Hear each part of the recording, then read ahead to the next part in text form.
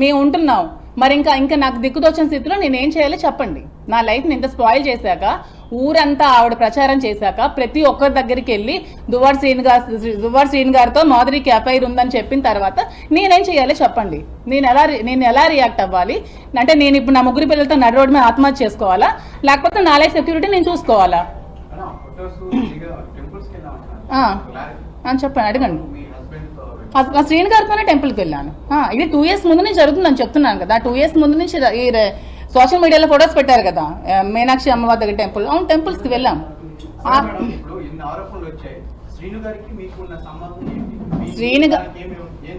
శ్రీను గారు మేమైతే పెళ్లి చేసుకోలేదు. ఎందుకంటే ఇల్లీగల్ గా పెళ్లి చేసుకోవడం అనేది చాలా తప్పు. ఎందుకంటే నాకు డైవర్స్ అవ్వలేదు, అతనికి కూడా డైవర్స్ అవ్వలేదు. సో మేము ఎక్కడ కూడా మ్యారేజ్ చేసుకోలేదు.